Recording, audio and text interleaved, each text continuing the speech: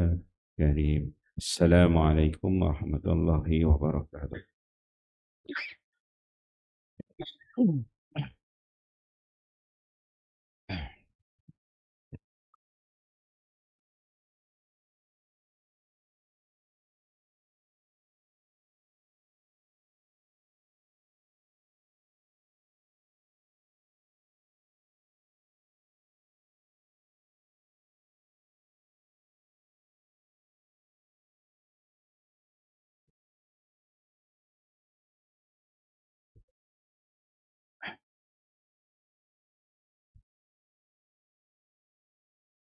Bab ilmu dan zikir, kelebihan Al-Quran.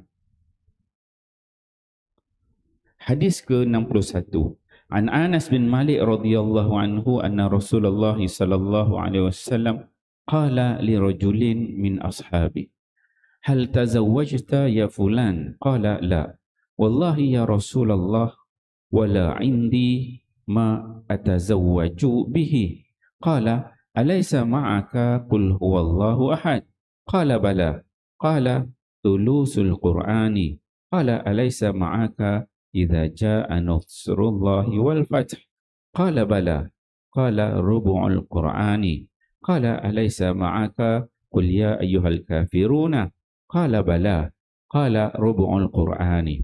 Qala alaysa ma'aka idza zulzilatil ardu? Qala bala. Qala rubu'ul Qur'ani. Qala tazawwaj tazawwaj. Rawahu Tirmidzi wa qala hadha hadis hasan bab ma jaa fi idza zulzilah. Sayyidina Anas bin Malik meriwayatkan bahawa sesungguhnya Rasulullah sallallahu alaihi wasallam bersabda kepada salah seorang daripada sahabatnya, "Wahai fulan, adakah engkau telah berkahwin?" Beliau menjawab, "Belum, wahai Rasulullah." "Demi Allah, saya tidak mempunyai apa-apa yang membolehkan saya berkahwin, yakni saya seorang yang miskin." Baginda sallallahu alaihi wasallam bertanya, "Apakah kamu tidak mengingati surah Al-Ikhlas?" Beliau menjawab, "Ya, saya ingat." Baginda sallallahu alaihi wasallam bersabda, "Ia menyamai 1/3 Al-Quran dari segi pahala." Kemudian baginda sallallahu alaihi wasallam bertanya lagi, "Apakah kamu tidak mengingati idza jaa nasrullahi wal fath?" Beliau menjawab, "Ya, saya ingat." Baginda sallallahu alaihi wasallam bersabda, "Ia menyamai 1/4 Al-Quran."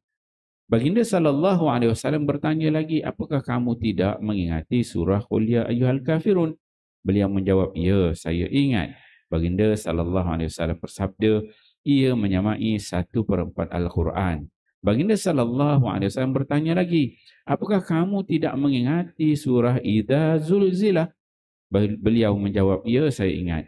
Baginda sallallahu alaihi wasallam bersabda, "Ia menyamai 1/4 Al-Quran." Kahwinlah, kahwinlah. Hadis riwayat Tirmizi. Keterangan. Maksud sabdaan Nabi sallallahu alaihi wasallam itu ialah apabila kamu mengingati surah-surah Al-Quran itu, maka sebenarnya kamu tidak miskin, bahkan kamu seorang yang kaya. Oleh itu kamu hendaklah berkahwin. Alhamdulillah, tuan-tuan mulia, pagi ini kita membaca satu hadis Nabi sallallahu alaihi wasallam. Hadis di bawah tajuk ilmu dan zikir, di bawah tajuk kelebihan Al-Quran. Hadis yang diriwayatkan oleh salah seorang pembantu Nabi sallallahu alaihi wasallam, iaitu Anas bin Malik. Anas ini pembantu Nabi, dan juga telah banyak kali kita ceritakan tentang background dia, biodata dia. Dalam hadis ini Anas dia kata ada seorang lelaki tu, Nabi bercakap dengan seorang lelaki tu. Lelaki ni orang biasalah, orang miskin. Nabi dia tengok orang ni susah, miskin, dia tanya, hal tazawwajta ya fulan?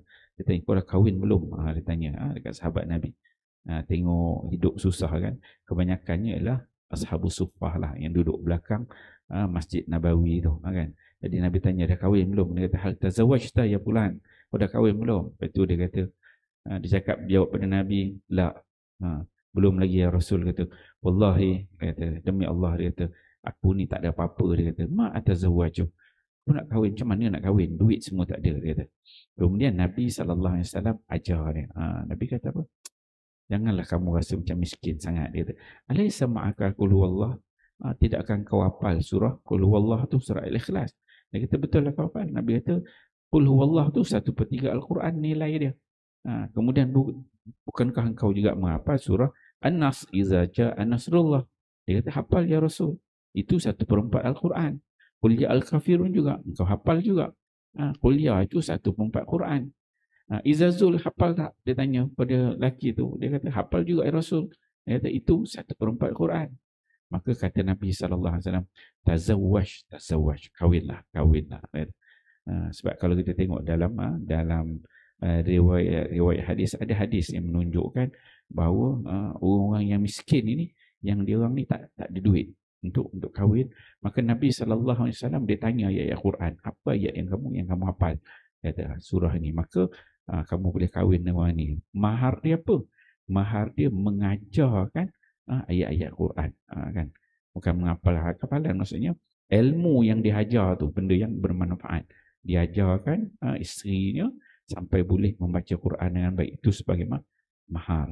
Pernah satu ketika ada seorang perempuan datang jumpa Nabi SAW, orang biasa, dia offer pada Nabi, ya Rasul, kata kau kahwinlah dengan aku, kan. Maksudnya ada seorang perempuan datang jumpa Nabi, dia offer, dia serahkan diri kepada Nabi dan dia kata, ya Rasulullah, kau kahwinlah dengan aku. Dia kata, maksudnya dia minta Nabi kahwin dengan dia. Dan Nabi SAW, dia kata, aku tidak berhajat kepada perempuan. Dia kata, buat masa itulah. Jadi Nabi tak berapa berkenan lah. Kemudian Nabi pun tengok dalam kalangan sahabat, siapa yang ada ni. Dia tanya, tengok dia tanya lah. Dia pun dia tuding lah pada seorang. Tuan, dah kahwin belum? Belum, kata. Kau kahwin dengan dia, kata. Nabi bagi. Nabi terus pas kawan. Kawan dia, yang kawan pula dia jadi gabrah, kan. Ya Rasul, aku tak ada duit langsung, kata. Dia kata, kau hafal kan surah Qul Huwallah, kata. Hafal, kata. Qul Huwallah saja, itu jadi mahal. So dapat kahwin free. Nak kahwin dengan Nabi, dapat sahabat Nabi. Itu nilai ayat-ayat Al-Quran. Tinggi ni nilainya. Jadi insyaAllah tuan-tuan mulia, bila kita baca hadis ni, sebenarnya orang yang berdamping dengan Quran, selalu baca Quran ni, nilai dia tinggi di sisi Allah SWT. Walaupun kita nampak mungkin dia bukan orang kaya, orang yang berada, tapi nilai dia tinggi di sisi Allah. Jangan bila kita baca Quran, kita rasa rendah diri. Kita kena bangga, Allah pilih kita untuk baca Quran. Tak semua orang boleh baca Quran. Tuan-tuan tengok, orang yang senang lenang, yang duduk kaya-raya tu, dah umur 60-70 tahun, belajar Iqra. Saya ramailah kawan-kawan yang ngajar ngaji. Umur 70, umur 60 tahun baru belajar Iqra. Nak belajar malu pula tu. Panggil lah ustaz. Duit banyak kaya. Dia panggil ustaz-ustaz ni datang rumah ajar. Datang rumah ajar pun kenal apa ni? Tu. Umur 60 tahun. Pangkat dia 4 shilling lah. Gaji puluh-puluh ribu. Tapi malu. Ramai. Bukan seorang dua, ramai. Jadi tuan-tuan, Allah beri peluang. Kita boleh baca Quran, kita kena bangga. Baca kita bangga. Tak mestinya kita baca tu nak macam qari, bertajwid, hebat. Tapi tak.